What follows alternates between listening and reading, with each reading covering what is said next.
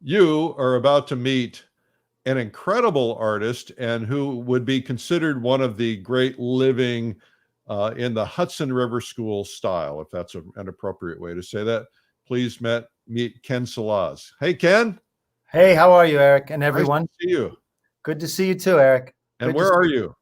I'm in on the Hudson Valley. I'm in Tarrytown, New York. Okay, terrific. Ken, we're going to get into your work and look at some of your paintings and so on, but what are you going to do today? Well, today I'm gonna swing the camera around just a little bit.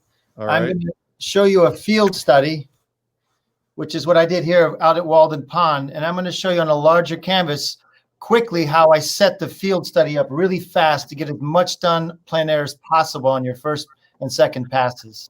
So you're telling me that that's a plein air study that's right there? That's a plein air that I took about another 5 hours in the studio and put the twigs in a little bit. I was going to say it's so finished already that I was curious about that. Okay, so you're not afraid to do that. You'll go out, do a plein air study, bring it into the studio, refine it, and Yes. and then you're going to show us how you transfer onto a canvas and how you turn it into a painting. Yeah, how to move it to a larger painting if you want to do, because that'll be wonderful. Well, we had a good time together because you were in town and we had you here for a week, hosted you at the world famous artist cabin, and we also had an opportunity to get to know each other, but to watch you paint, to learn how you paint is pretty incredible. So I think this is going to be a great episode. Yeah, I'm excited. I'm very excited. It's always great working with you too, Eric. Well, it's fun working with you, and I'll tell you what, maybe we'll talk about your other secret special skill when we get back. Oh, that sounds good. Well, all right. All right. Okay, terrific. All right. Okay, so Ken Salaz is going to be back in just a second while he sets up his camera. Welcome to day number 245. Unbelievable. 245. And we've been here basically every day since coronavirus began, trying to be here and be teaching art, showing you, helping you discover art or helping you grow as an artist if you're already one. We are watching and hearing from literally thousands of people around the world who have people who have said, I haven't picked up a paintbrush in 20 years, 30 years, 40 years. People who said, I never had the guts to try painting, and I watched it and I realized I thought I could learn it. People picking it up just to entertain themselves and to watch how it's done. People sometimes have never seen a painting done. And so that's why we're here. And the goal is to keep you focused on doing something that's fun, something you love, and not focusing on 2020, because 2020 is pretty crazy, right? Did I mention my name is Eric Rhoads? I'm with Fine Art Connoisseur and Plein Air Magazine. I'm here every day at 12 noon, and I'm on Facebook, YouTube, Instagram, Twitter, lots of other platforms. And the goal here is to just be there for you. So I'm here 5 days a week now, 200, most of the time, 7+ months. I was there every day, 7 days a week, but I finally started giving myself weekends off. And this weekend will be no exception. I'll get the weekend off. I will be here on Thanksgiving. Yes, there will be a Thanksgiving show at 12 noon Eastern, and it will be brief because I don't want to disrupt our household, but I wanted to come here and be there for you. And also, I'll be here on Friday. Now, our guest on Friday will be Robin Cheers, and that'll be fun to learn about her and to see her paint. And then on Monday will be day number 250. 250. And so we're going to have a big celebration on Monday. And what we're going to do is something we've never done before, and that is we're going to do a thing called the Battle of the Mediums. And Battle of the Mediums is essentially, there, I'll put that on. Battle of the Mediums. Whoa! Battle of the Mediums is we're going to have somebody painting in oil, watercolor, gouache, and pastel. They're all going to be painting the same image, and then you're going to get to vote, and they're going to win prizes. But we're going to have special prizes that you can win too, because we're celebrating 250 days. We had a big celebration on day 200, and we'll have a big celebration on day 250. Sound like a plan? So you want to be here on Monday at 12 noon. Don't miss it. There will be some benefit to watching live if you possibly can. So just saying. Now, I want to talk about a couple other things that are happening. First off, we are here every day at 3 p.m. and at 12 noon. 12 noon, I'm doing live with artists, and then 3 p.m. we have the artists that we've produced, the well over 600 art instruction videos from the world's finest artists, and we are showing you segments from some of those videos. Some of our videos are 15, 20, 30 hours long and go into a lot of depth. Not all of them are that long. Some are 3 or 4 or 5 hours, but there's a lot of depth no matter what. And so we're showing you segments and we're showing you interviews, and the artists will be on the Q&A in most cases answering questions. Today will be no exception. Today, our friend Tom Kegler will be giving you a sample of painting Niagara. It's pretty interesting story. This painting is about, I don't know, 10 feet long. And he goes in through the whole process. And in the video, he talks about all the different pieces that he went through to create this video, the sketches, the plein air sketches, and so on. So that's going to be pretty remarkable. So you want to make sure that you check that out today at 3 p.m. if you possibly can do it. I also wanted to tell you guys about Russia.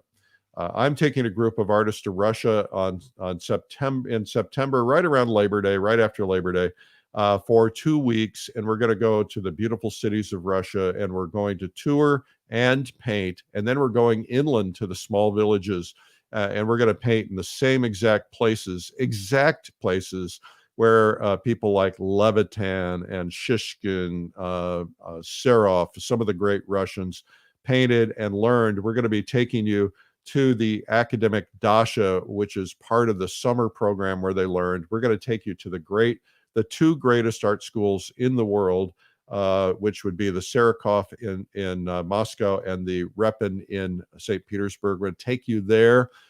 We also are going to have a private, this is something you'll never get to do in your life. We're going to have a private reception in what some would say is the largest museum in the world, which is the Hermitage. We're going to have a private, the Hermitage is going to be closed. Get this, it's going to be closed. We're going to be the only ones there, and we're going to have a reception in there and then get to wander around and look at paintings. I mean, how cool is that? Things like that just don't happen. So we have on the website, we've had an application form. We had over 300 people applied to be notified. We sent out the notices this week. We are already 50% sold out, but get this, 50% of the people who we emailed have not even opened their email.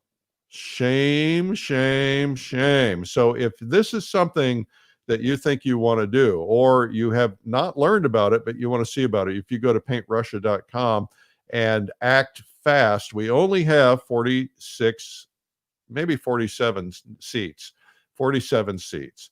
And so if you get that done, somebody called me last night. I was talking to a man named Michael in Mexico. He's from Canada, and he and his wife are plein air painters, and he wanted some questions answered. So like 8 o'clock at night last night, I'm answering questions about this, and he got so excited that he registered right after. So if you're interested in going on that trip, you need to get it done, because this is probably not something that we'll be talking about for too much longer in terms of seats available. So go to paintrussia.com. I will have tomorrow morning on Thanksgiving, I will be sending out a Sunday coffee, even though it's not Sunday. This is life philosophy and thought, and I send it out every Sunday. We're up to 250,000 readers. We're sending out tomorrow because it's Thanksgiving and family will be together. I pre-wrote something for Thanksgiving, and it is something that I think is a message everybody, quite frankly, I'm going to read it around the table. We don't have a lot of guests. We've got 2 guests, so it's not a big deal. But we're being careful. You know, our kids are here, and so we're going to read it around the table because I think it'll open up some eyes. So it's something to think about. Okay, now today we have some prizes for you. The winner of the Plein Air Magazine digital subscription is Dale Hawkins from Canada. I don't know where in Canada, but congratulations, Dale. We will be making sure you get that. The digital edition of Plein Air Magazine has 20% more content than the print edition. And so we get a lot of people who actually do both, so they can have the print and look at it, but so they can have the plein air digital edition, so they can zoom in on things, but also get photographs and images of paintings that are not in the print edition.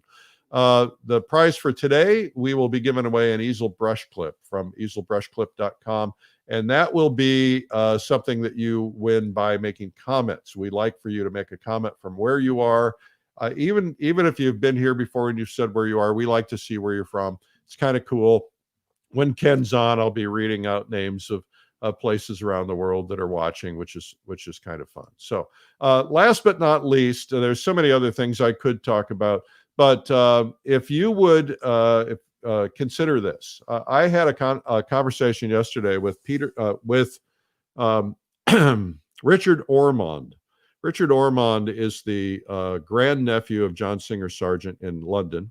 And he is the biographer who's written now 10 volumes on Sargent, catalog raisonné, and so on. I asked him about watercolor because Sargent was a big watercolorist. And he told me some things, and I'm going to put out a special piece on this, but he talked about that it was about watercolor became his personal favorite medium because he did oils for a living and he refused to sell his watercolor paintings. They were his, he said that they reminded him of why he was an artist. It allowed him to be creative. I have started exploring watercolor because I can't always take my oil paints with me on everything that I do. And so we put together Watercolor Live, which is the world's finest artists. I mean, the best of the best, which will be teaching watercolor. Now we have a beginner's day on the 28th through 30th. On the 27th, and then the event is 4 days total. Watercolor Live, check it out at watercolorlive.com. I think you'll like it. And we have people teaching from and attending from all over the world. Well over 600 people already signed up. So you want to check that out and get involved with it. All right. So today I want to get right to our guest. I'm looking at the painting behind me and realizing it's a very dirty old Hudson River School painting. Now we have the latest and the greatest, a new Hudson River School painter. I'm going to put him on screen so you can see him. This is Ken Salaz. Ken, how did this all begin for you? How did you start adopting kind of this style of painting? I was studying with Jacob Collins at the Grand Central Academy over a decade ago, and he would have this all summer. Well, 6 weeks in the summer, we'd paint up in the Catskills in the Hudson River style. So I would paint with him and Ted Minoff, Edward Minoff, and a couple others for 6 weeks straight. And that got me so hooked into the style and to plein air and landscape painting. Yeah, well, that Hudson River School Fellowship is legendary, and I think you ended up teaching there. Yes, I was they call it a senior fellow, which I don't know, now that I'm getting older, I think I want to rename it. But yeah, I taught there for several years. And whenever Jacob asks me, I go over and do whatever I can. Absolutely. Well, I'm excited about what you're going to do today, and I will read questions as they come in, or comments, or where people are from, and I'm going to let you get started here. Okay, I'm going to speak a little bit about what you're seeing behind me. So I'm working on a fairly large project of paintings of Walden Pond. And so I went there a couple of weeks ago. I'll be going there on Saturday doing more plein air sketches. And then I take the plein air and I bring them to the studio. I finish them a couple hours, 5 hours or so. And then the best of the best become very large or larger paintings. So what you're seeing here is one I did plein air while I was in Boston, I guess September, October. It wasn't completely finished like this. I came back and dabbled and put the twigs on, kind of thing. So what I'm excited about showing you today is that I'm going to show you how fast you can get something on and not get muddy, not get all whited out, and not get all grayed out. There's a certain approach that'll help you be able to do all of it and keep your colors fresh. Many people, they say, wait a minute, how do you get so much detail in these plein air studies? And the secret isn't the detail. The secret is the underpainting and the preparation that the detail goes on top. So let me go right at it, okay? Oh, yeah, I'm very anxious to see that. Yeah. I mean, well, we'll be out painting sometime, Eric. We'll do it together. All right. Yeah. Well, we're going to do another video, so we'll have a chance to do that. Sounds great. And by the way, that Russia trip sounds like off the charts. I want to talk to you about that. All That's right. that's the best thing I've heard in forever. Yeah, So I just real quickly, Ken, I didn't do you justice, and I just real quickly while I do that, I want to show a couple of your paintings, and because just so you guys can get a feel for the level of quality that Ken does. I mean, this is blow you away kind of stuff, and absolutely stunning work. Ken is follows the what I call the drama rule. In my life, I say no drama, but drama's okay in paintings. and everything he does has incredible drama and really draws the eye. So it's just absolutely beautiful. I should also mention that Ken sold out his book Landscapes in Oil last year, but the new printing will be available in December, but you can pre-order them on Amazon. And we also have a video that we've done with Ken called Majestic Landscapes. And so it'd be a great Christmas present to yourself to watch how he gets this sense of drama and layering, and he's kind of put a little bit of everything into that. So Ken, that was fun to do. yeah, it was a great time. That was a really we also you kind of told the story of your career as a magician and did some magic, which was kind of fun. yeah, and you caught it on the video, which is good. You know. Yeah.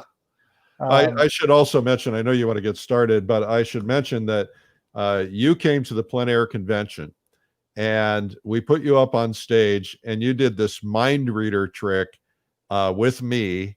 And somehow what I was thinking ended up in an envelope in the audience. And I don't know how, I still don't know how you did it. And I know you'll never tell, but I was like totally blown away by that.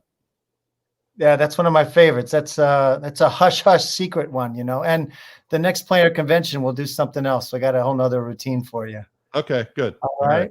I love it. Sounds All right, good. get started. Okay, let me get started. Collect the thoughts. So here we go. Of course, you're never supposed to put anything in the middle, but I did it anyway because sometimes when I do plein air, I'm not sure if I'm later going to shift it and make more of a sky painting or make more of a foreground. Because when you put the horizon up top, it's more of a foreground painting. If you put the horizon at the bottom, it's more of a sky painting. So often in my plein airs, I just put it in the middle and make a decision later. In this case, I'm going to leave it in the middle. So I know it's right about there. That's where the jetty comes out.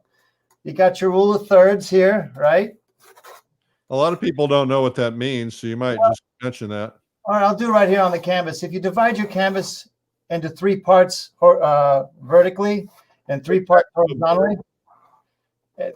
horizontally, right where the intersections are the crossroads. They're really good places for centers of interest on your compositions, right in these 4 corners. Now, if you don't want to put the center of interest up here, you can at least put it on one of these thirds. Okay, can you see the lines? Okay. Yep. This is where the third ends, so it's going to be near that, and this is the center. So that's where my jetty, which is right here, that's where he's going to come out.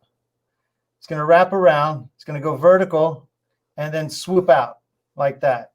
And you know, the beginning of every good painting and the foundation is drawing. You know, that's such the foundation of a good painting. So I like to get the beginning started with pencil. So it's drawing, then I focus on value, and then I focus on color. All right. So when people say, how do you get that light? How do you get these dramatic effects? Or I go drawing, which puts everything in space linearly. Then I focus on the value, and that's going to be where your color and your light's going to come from. Okay. So you can see here, this little section is the highlight of the whole painting, and that's where your eye is going to go. And it's going to be, it's like a mini painting inside of a painting. You got this guy here, and you got the guy standing there. That's the ooh-ah moment. Right, your focal. All right. The ooh-ah. So this is the part. The next part is pure painting, and this is how you're going to keep your colors clean and get it done quickly. I know you're on the edge of your seat. You're going to work from background to foreground. And what happens often, every Friday I have students, we go out and we do plein air painting. They always mix their tree colors into their sky, and then this gets all mushy, and then this gets all white, and this gets all dark, and there's a green, things messed up. So this is what I've done to help them avoid that mistake. Let me get the sky here. I pre-mixed this before I got on the video, and I have some clear cellophane, and I just put a little dab on there to check the value to see if it's close. Yeah. And it's a little dark. Yep. So add a little white, and then I'm ready to go. So you can always check your values with your plein air studies like that. And you're painting on a panel, is that right? Is it linen? What is it? Yeah, this is linen. Oil primed? Yes, linen oil primed. Usually when I do plein air, I paint on a panel, oil on panel, gessoed, because it dries faster and you can move a lot quicker than linen. But in the studio, I often switch to linen because it has such a nice feel for the details. When you start getting the details, the linen's great. So here we go. I got my sky. Just going to lay it in. Now notice I'm staying away from this line right here. You always lay your sky in first. Always first, yeah. Because what happens is, and I always lay the sky in, and I don't do the clouds. Okay. Because during the day, the clouds are what's changing the most in any scene besides the light. Right. And if you put the cloud in early, and then guaranteed, and an hour later, some awesome cloud formation shows up, and you're like, I wish I had those clouds. Right. So what about warm sides and cool sides, and where the source of light is coming from, and as you phase down, are you going to be? Do you lay everything in first, or do you try to get that, that sense of light change in the sky? I get it. I try to get it right away, and I'll show you how I do that right here. Good question. Really good question. I ask great questions. You do. This is where the sun is. The sun's actually coming over our shoulder and hitting this, right? So we're standing in this pocket of shade, so it's coming over our shoulder. It's landing here. So it's going to be slightly darker on this side of the canvas than it is on this. Okay. So right now I'm laying in a single wash, a single value, and one color. And are you laying it in with thick paint, thin paint? You got terps thinned out, Gamsol. Okay. Yeah, this is thinned out. And as I get towards the bottom, or over here, I start adding in some radiant blue into the mixture, and it lightens it up even more. Okay. Because I want to, it does get lighter towards the horizon. Why use radiant blue instead of just white? White, give me a second here. There we go. Radiant blue, when you just add white into a blue, it lightens it, and it also kills the chroma. It drops the intensity of the color. No matter, it's not white's fault. It's just that's what it does. Yeah. So but if you mix in radiant blue, it's a light blue that has chroma also. So you have your main color, and if you add white, you're dropping your chroma. There you go. Right. If you add radiant blue, you got chroma, plus chroma, and you're adding it in. So as you drop down from here to here, you're not losing your chroma. You're just losing your value. Okay, good. Does that make sense? Yep. Yeah. Terrific. Thank you. Yeah. A lot of people talk about radiant colors lately. Yeah. So here we go. That's the first little pass. Now, to answer your question about the light,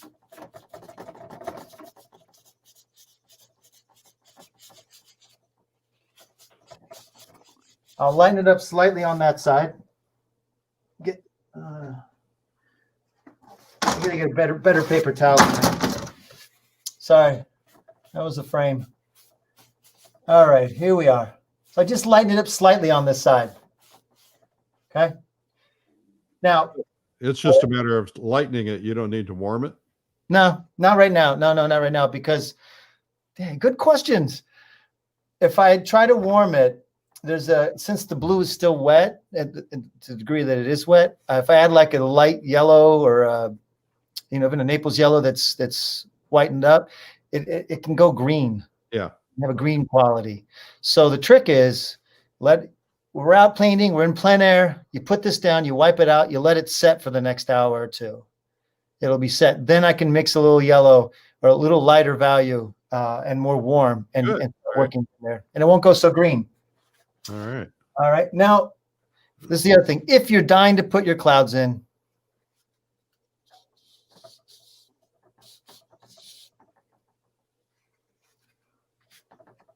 It's really all you need. yeah. And I'll often do this. If I really like the clouds as they are in the beginning, I'll just make a sketch of them like that. Yeah. Cool. You know, and then later I'll paint them in with actual paint. All right. Now we're going to go over here and get this mass in. I'm sorry. No, we're going to get this mass in. This is going to be, this is a very muted gray. It's like an olive gray, but I mix some indigo in with it to make it cooler, and some white, which kind of dulls the color down. So let me show you what the mixture came up like. You know, it's funny, Eric, that, you know, the further I get painting and learning more and more and trying to master the craft of painting, the more I realize I have to go back to how I painted when I was a kid, which is like basic shapes, basic colors, basic sizes, you know? Yeah. And then, so that's too dark. Okay. Yeah, I can tell already. I'm just going to lay it in. And that. Your sister is watching. Oh, Megan or Beth, which one? Beth. Beth. Hey, Beth, how are you? Thanks for joining, Beth. Beth, you probably don't realize how famous your brother really is. Now at Thanksgiving, he'll be gloating. That's right. That's right. All right, that's the back. There we go. Back hills. Now, so you don't have to ask the question, Eric. Yes, I am going to lighten this side up.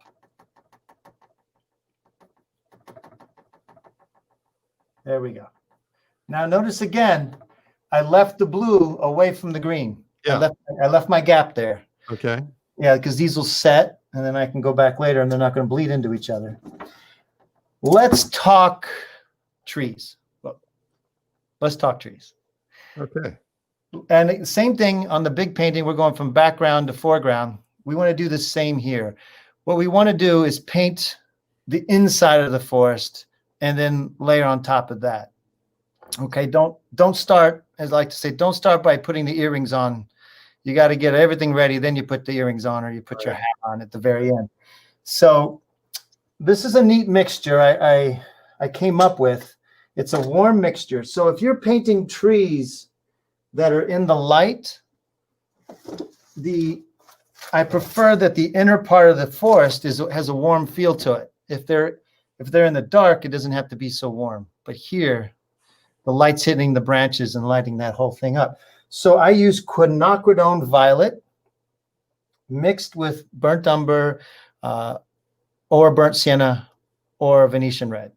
Okay. I mix the three and just get a feel. So I'm going to be putting 3 of those on right now. Okay. And again, it's light. It's a light wash. It's got some Gamsol in there. And this is the part I have right here. This is with burnt umber.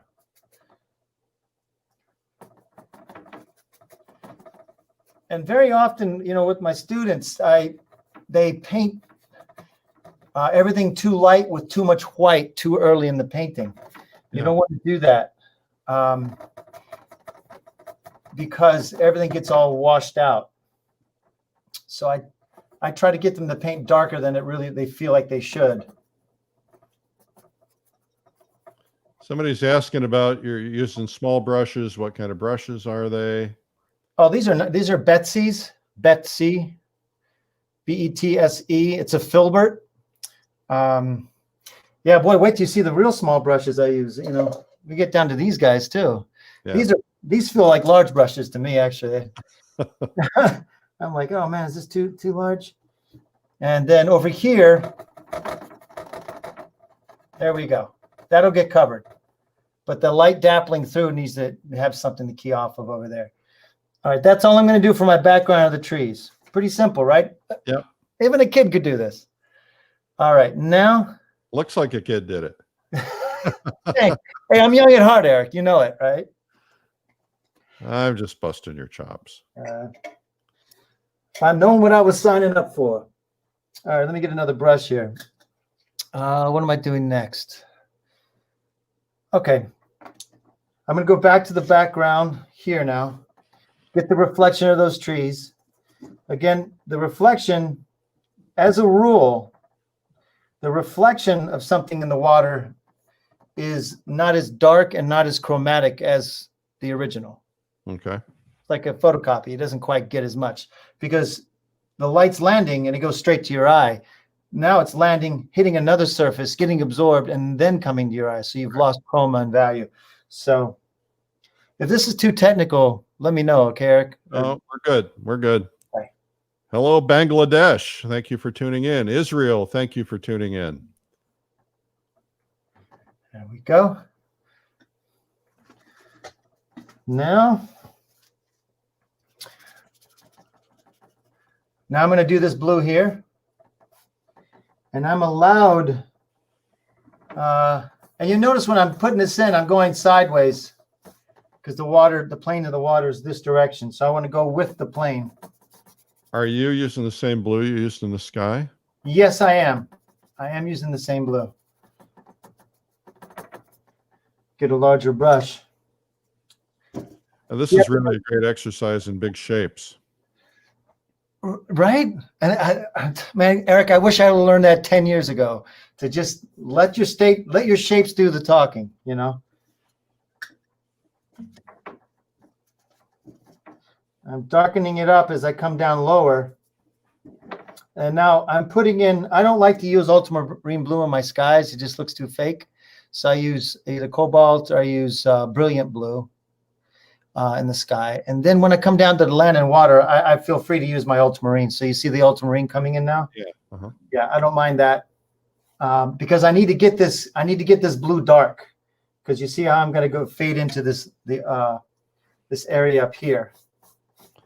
Hello, Deutschland, wie geht's? Saudi Arabia, welcome. Johannesburg. International. It's wonderful. Oh, yeah. All right. I'm getting another. Oh, that's the other thing you notice I'm doing. I keep getting clean brushes. I don't use the same brush for every section because that again mixes your colors up. Now I need a big green shape here. Green ochre.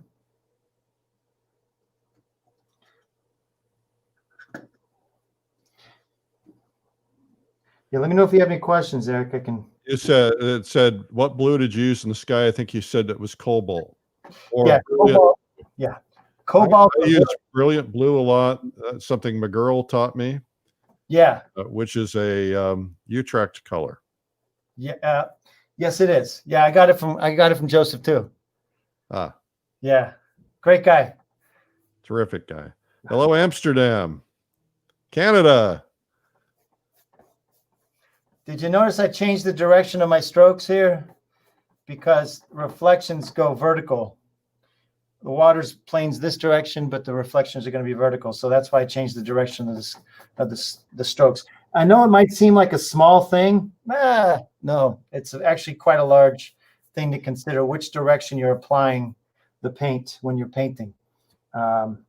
Somehow it all shows up in the visuals in the viewer's eye, and you gotta account for that. Now I'm just basically adding orange and yellow the closer I get to the bank.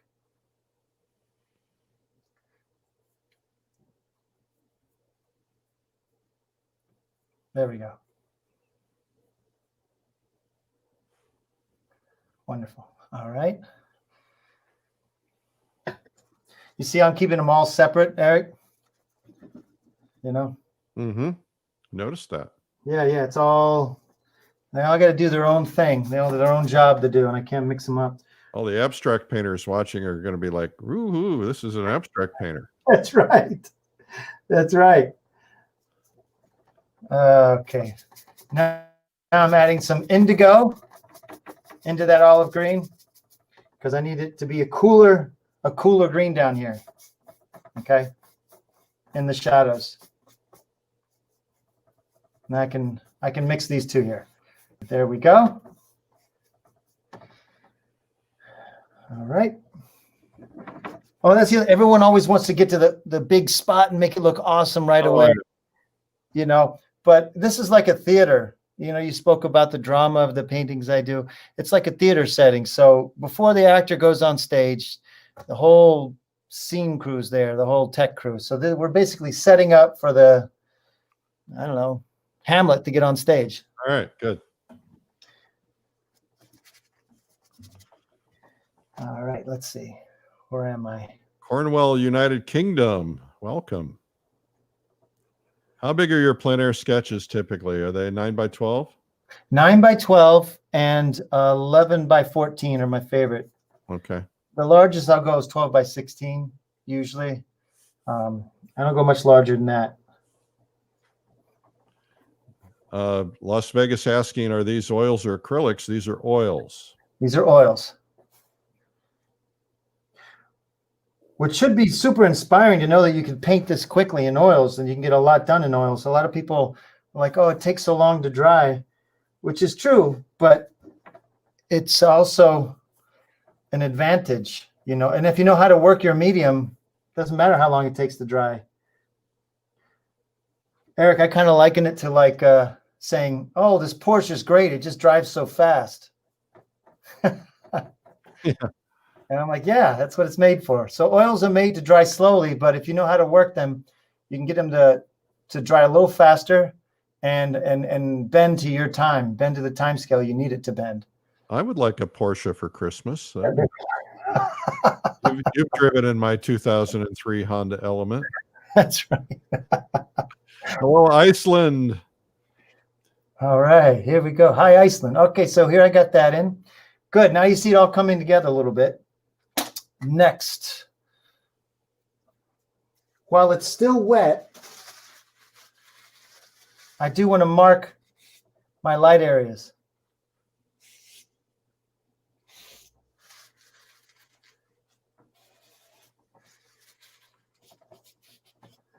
That.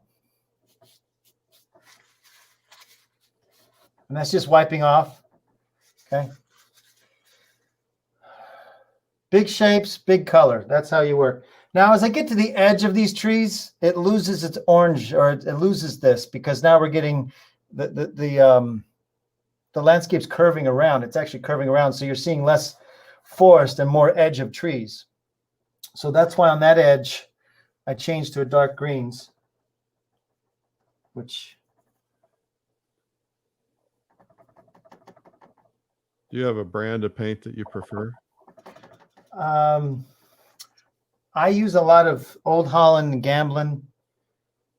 Yeah, those two of them are the major ones, Old Holland and Gamblin now. I notice you're touching your sky now when you're putting that green in. Yes, I misplaced the location of that sky when I came in. So I meant to bring it over I meant to stop the sky right here. So good catch. And to keep it from getting washed out, I just wipe it down. Now you see how much it's dried already in this short period of time? Yep. I can't hardly wipe it off now, right? Yep. And so although oils don't dry instantaneously, they dry fast enough where you can get a really nice painting going in a short period of time. What are the colors you used for the pink of the sand? That is Gamblin's, oh, sorry, that's Williamsburg Fanchon Red. Mixed with white and a little bit of Naples yellow. Yeah. Let's see here. Our tendency is to think that better golf clubs make us better golfers. And to some extent, there's truth in that, but it's not entirely true, right? In other words, professional grade oils make a big difference over student grade oils. But at some point, it's, you know, some oils are definitely going to be a lot different than others, but they're not necessarily going to make you a better painter at some point. No, not at all. It's the techniques and the knowledge of the craft of painting. Yeah. You know, drawing, color, value is what makes the better paintings. Yep. It's yeah, that's what makes the better paintings. Now on my studio paintings, Eric, I usually I do try to focus on a higher quality paint though. Like I use more Old Holland because they're large paintings and they really got to carry a lot of impact. Yeah, and plus you want to spend more money on them. Yeah, exactly. Go Yeah, through a lot of paint when you're doing big paintings. absolutely. So you want them to be high quality. all right, here we go. Gonna bring this over more, lighten it up a little, lighten it up more, lighten it up more. Now, if I was there live, I would be looking out past the painting, but right now this is all I have to work with. So do you follow this big shapes process when you're out there on location? Absolutely. Absolutely. I'll never forget, times painting with Jake where 2 hours ago by and he had just some basic things on the canvas. I thought he was never going to finish, but I learned that big shapes can get specific later. Yeah. I'm going to try it. I'll try it this weekend. Yeah, try it. And plus, once you get your values and drawings right on the big shapes, you're halfway home. You have big shapes, but I haven't kept the white lines in between. I used to do that with Camille Preswatic. She insisted we do that on painting block studies. So obviously it's about keeping your colors clean. Hello, Mexico. Where are we from? Where do we get? Mexico. Hola, Mexico. ¿Qué tal? And Qatar. Qatar. Wow. Toronto.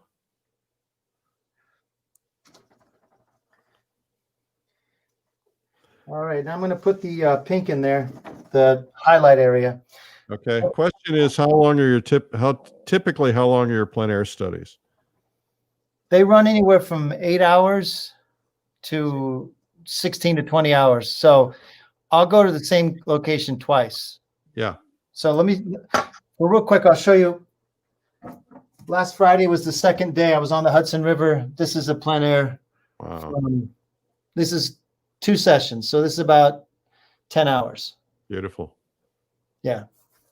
And you see, again, basic shapes. All right, now, here's the very next important technique, Eric. When I don't want any of these colors to get and mess up this nice highlight, right? Right. So there's a couple ways to make sure that doesn't happen. 1, I leave my gap. I'll leave my white there. 2, I wipe off whatever might be stumbling in there. And 3, I use oleopasto, and I mix it in with this color. Say what it is again. It's oleopasto. It's Winsor Newton's liquid oleopasto. Okay. And I put this in because it makes the paint move from a consistency of watercolor, which is what happens when you mix it with the Gamsol, right? It makes it watery or thin. Yeah. It dries fast. Well, the liquid impasto, oleopasto, it makes it thick like cake, like icing on a cake. That's the consistency it becomes. So it'll sit on top of whatever light thing you have, or whatever light wash you have on there. Okay. Make sense? Yep. So I'm going to mix up that color now, and I'll show you. I'll get it on, and then we're going to have our first sense of light going to happen very soon. All right. Well, you better hurry because you've got I'm sorry, what? 12, 15 minutes. Okay, 12, 15 minutes. Got it. About 12 minutes. Yeah. Okay. No pressure. Yeah, thanks, Eric. Thanks. Kids, don't try this at home. Yes, don't try it at home. Hello, Ottawa. Hello, Manchester, UK. Now this is pretty. Imagine if you're out plein air painting and you get this much done in the first 30 minutes. It's quite a good start. Oh, I'd be done with my painting in 30 minutes. That's why they look the way they look.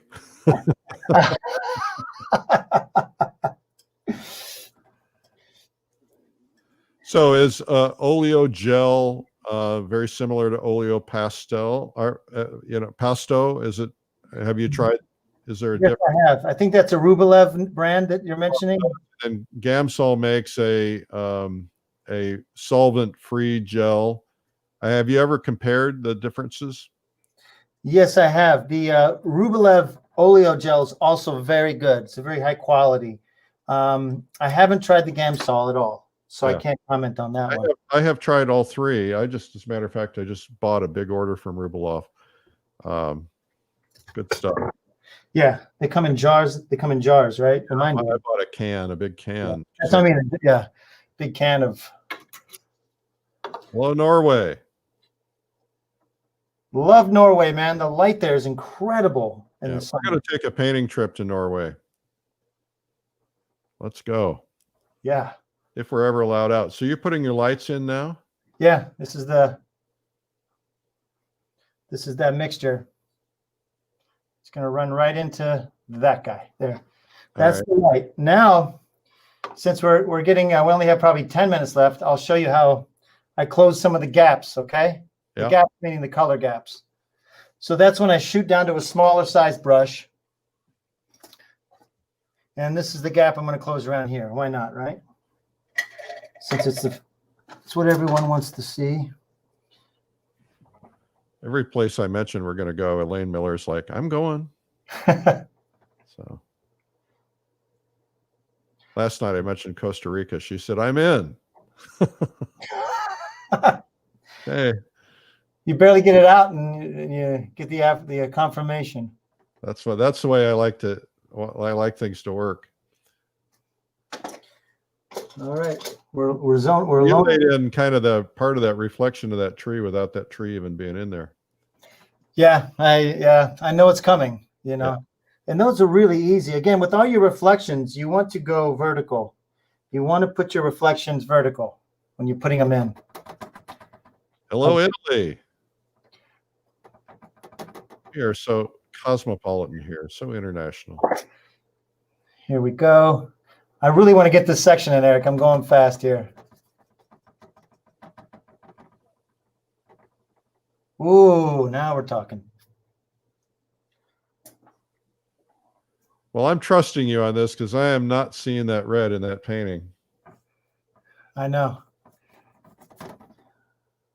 I'll do a quick over top so you can see how it gets transformed, okay? Yeah. I'll do it right now. So now I'm starting to close these gaps back here. See how the light's starting to show up? Yep. Okay.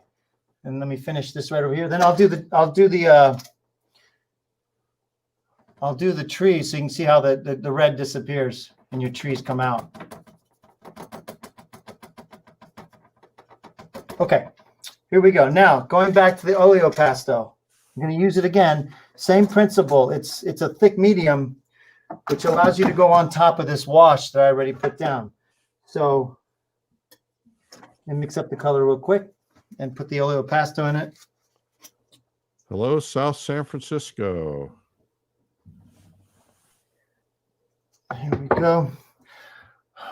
All right, so this is olive green mixed in with a little bit of burnt sienna just to tone it down a little bit, and so it doesn't look like it's completely separate from what's behind it. Do you try to keep your darks somewhat transparent? Yes, I do. I try. Lord knows I try. It's not so easy, is it? No. None of this is easy. No, that's a good point. All right, so here I just mixed up a green to make sure the value is right, and it isn't. I can see already. Give me another second. All right, this should be closer. Yeah. I'm mixing it in with the oleo pastel, and it's going to go right on top. Hey, let me ask you a question, Ken. Sure. I had a meeting cancel. You want to go a little bit longer? Sure, if you want me to. Okay. You guys okay with that?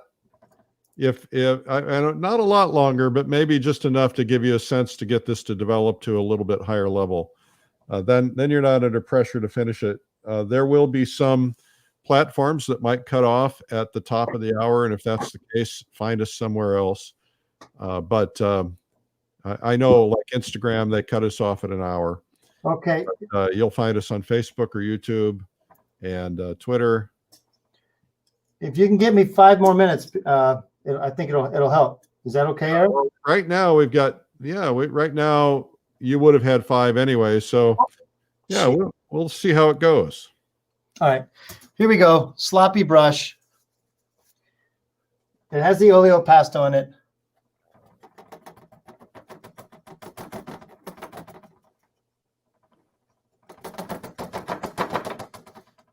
Yeah, they looks easy. It's pretty simple. This section of it, it's pretty simple. Now watch how dark it starts to appear when you get to the top. You see, now you know why I didn't mix it up there. You see now now I'm going over that gap with my oleopasto. Well, and also the tops of the trees tend to be lighter. Yep. You see, so now this is what I just filled the gap up there.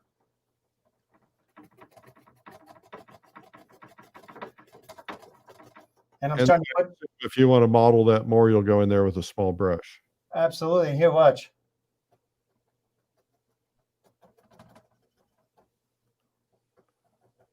And with that oleo gel, you can, or that medium, you can just lay it in right on top of it. Right on top. And it just sits there for you like a good friend waiting.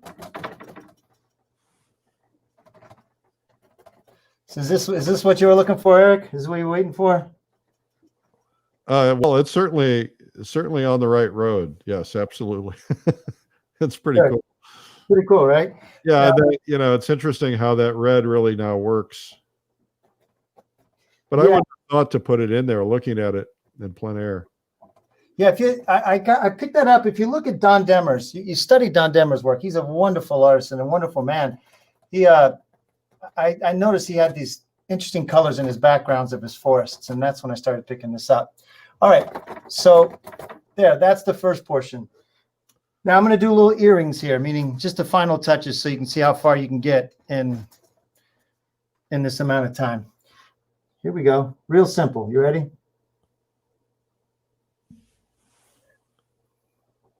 Now we can hardly see. Yeah, okay. So you're laying in some sticks. Yeah. Just like that.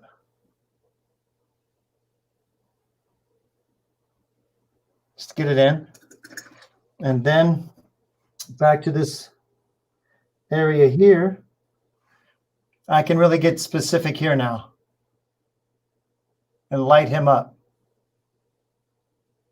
See how that works? Yep.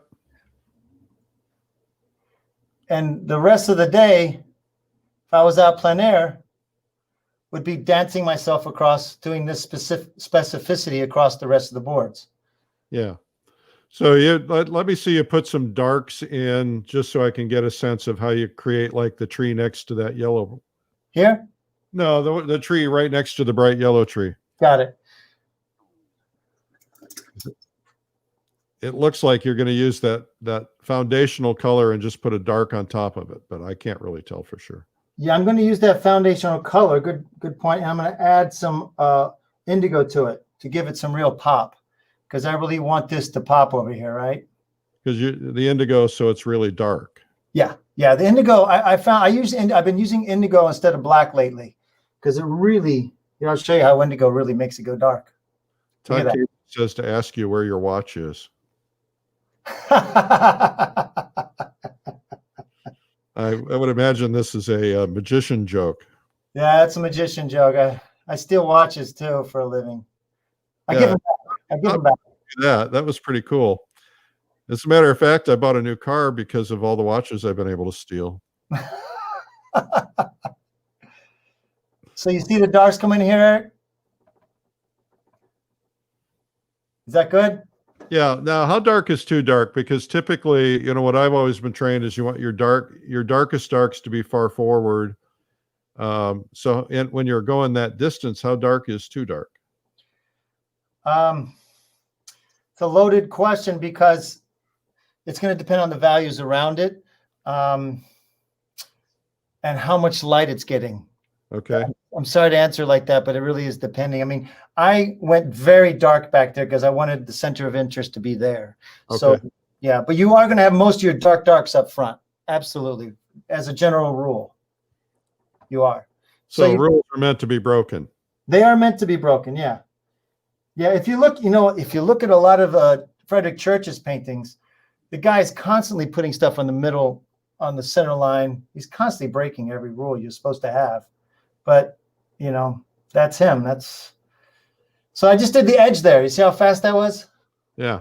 Real quick. I'm going to scoot it up so you can see it a little better. Well, that's the other thing I've realized. One of the tricks you guys use is you don't have to put every leaf in. You just kind of put them in at the edge where the light meets the dark, and your brain goes, oh, there's leaves on those trees. Exactly. You know, I go over it in the DVD where I talk about the 3 different aspects of drawing, painting, combining with the 3 aspects of the landscape, you know, and the butterfly system. So you don't have to draw twigs. You just got to get the shape right, which is part of the drawing. Drawing.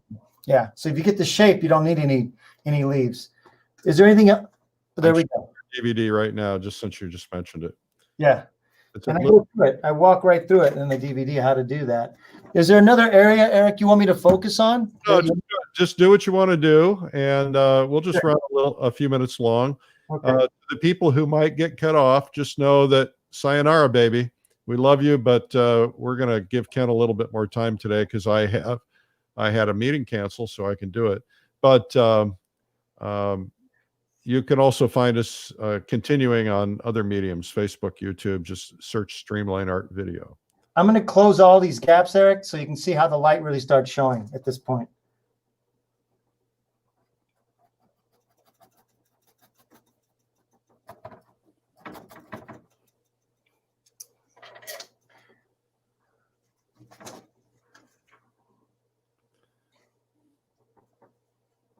And now my green doesn't bleed into my sky. Yeah, because it's had enough time to dry. Exactly. I'm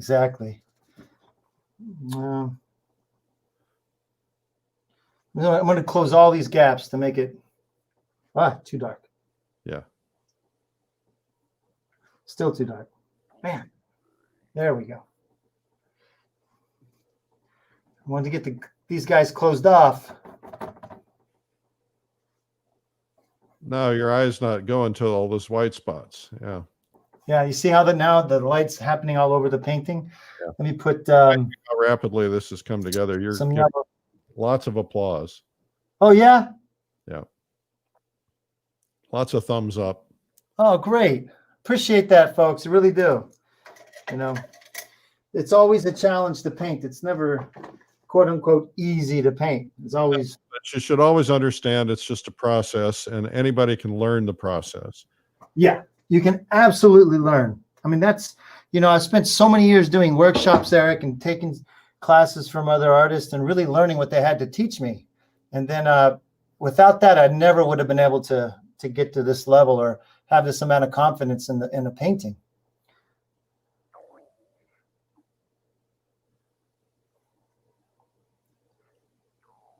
That's actually just come together just beautifully. Thank you. You demand. Thank you. There, most of my gaps are filled now. An exception to that one.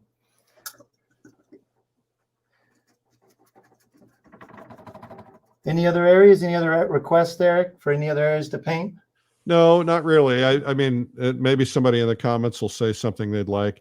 One thing I'd be curious about, and this is not really designed for this particular painting, but I think one thing a lot of us struggle with is the sense of water. Now, quite frankly, just looking the way you've placed that in, that reflection looks pretty real already.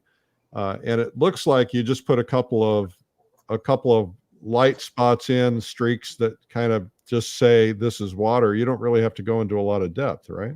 No, you don't. That's again with the application of the paint, Eric. When you want to be very conscientious of which direction you're putting the strokes in when you're doing water. So if it's the surface area, it's going to be a horizontal application like this. If it's a reflection, you got to go up and down. Right.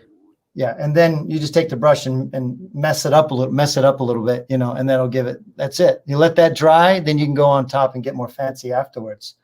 But yeah. So the most important thing I think with water is which direction are you applying the paint when you put it in.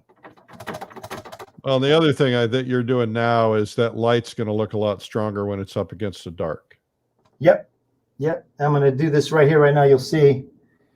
I'm going to sort of jump the gun here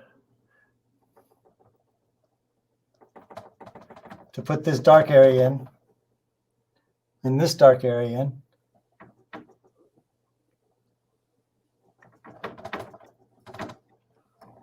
There. That way. Yeah. Cool. Nice, huh?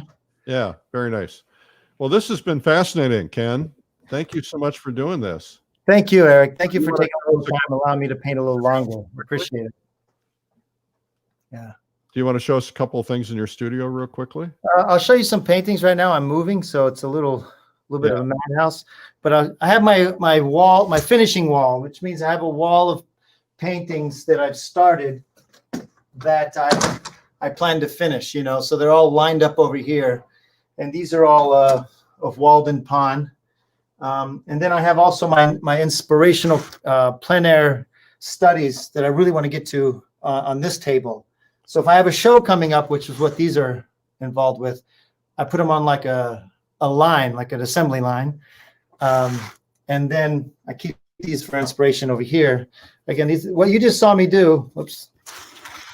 What you just saw me do with that painting is what I did with this one out in the field. It's a lot of oleopasto involved, you know. Very nice. Beautiful. Well, thank you for doing this today, Ken. Absolutely. That was a pleasure. And thank you everyone for joining. And please watch every day at 12 o'clock. Eric, he's got these great episodes. You're going to learn a ton, and it's a lot of fun. Well, that's very kind of you, Ken. And I should also mention that Ken has a couple of things out there. First off, we have the video where he goes through, I don't remember how many hours it is, but it's pretty long. And he goes through the entire process of painting, layering, glazing, trees, light, clouds, everything. So it's really terrific. I love the way that the radiating sun on the edge of that is there. He also has a fabulous book out there called Landscapes in Oil. It sold out, and this is a great publisher, by the way. And they have a new version, their reprint coming in December, so you can order it now on Amazon. It's called Landscapes in Oil. And I know that by the end of the day, we're going to have 10, 15,000 views. So maybe you'll sell it out again before it comes out. Wouldn't that be nice? That'd be great. That'd be great. Merry Christmas.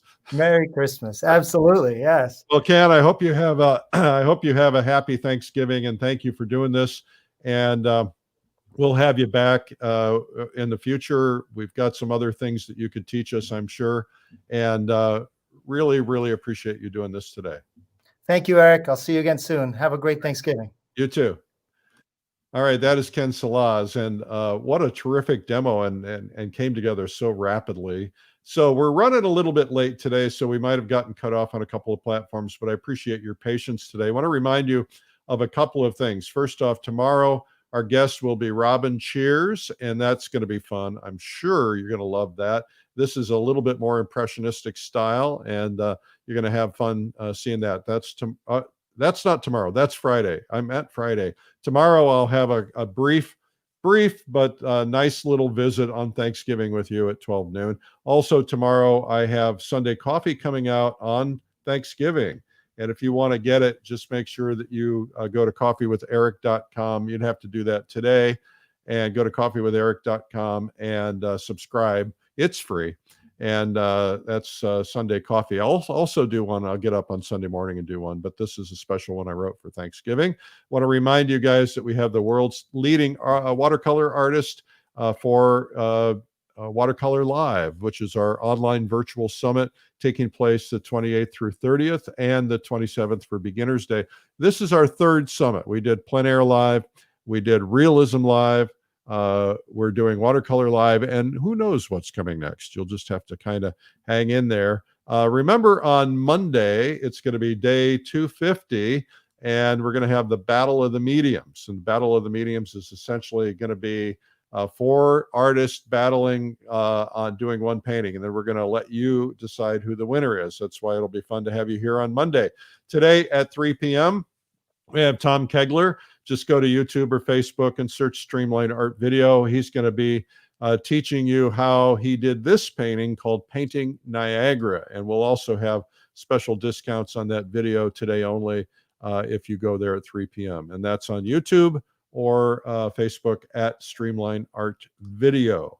Well, this has been fun. It's always fun. I get to spend my life watching painters and interviewing them, and it doesn't get any better than that. And I love doing this for you guys. I really appreciate it.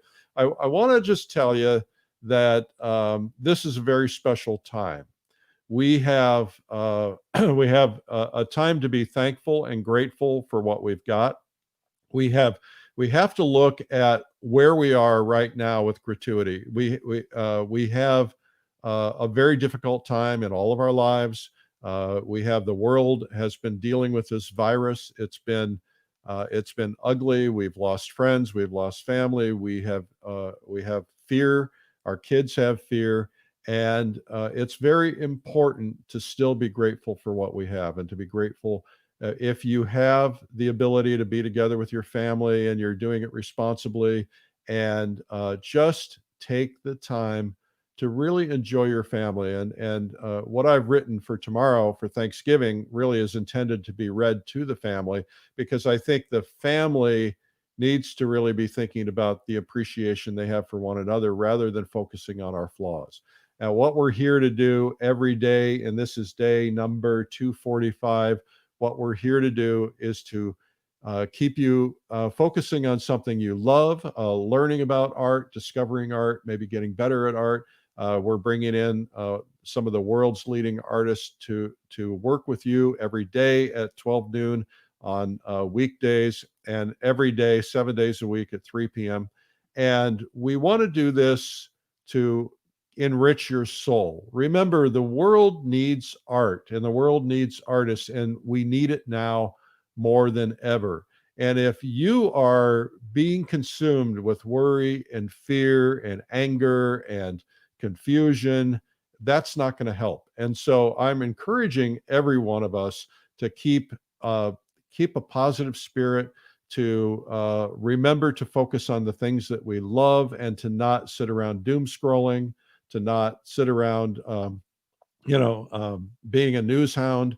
We have to stay in touch. We have to understand what's going on. There are things that are going to just anger us. This is just the way the world is right now. But if you stay in the things that you love and you focus on those things, you're going to be better for your family. What do I always say? Put the oxygen mask on yourself before you administer it to the others, right? If you're going to be a good mom or dad or grandpa or child or whatever, you've got to be enriched. You've got to have your life and your act together. You've got to keep your head in the game. You've got to feel fulfilled and happy. And that way you can do a better job for those around you who need you. And so that's what I'm trying to do for you, is to encourage you to do that. Thank you for watching here every day. Do me a favor and share this with your friends, because we want the world to discover art. And there are a lot of people you may not ever anticipate would be interested who will be. I mean, we're learning from people all the time who tuned in for the first time. I saw new people just today, new people tuning in. So just hit that share button, spread it. It helps us. It helps the world, right? Thanks again. I'm Eric Rhoads, publisher and founder of Fine Art Connoisseur, Plein Air, and Streamline Art. And we hope that you have a terrific Thanksgiving. I'll be here Thanksgiving for you at 12 noon tomorrow. If you get a chance to tune in, that would be really cool. I promise not to embarrass you too much in front of your family. Bye-bye.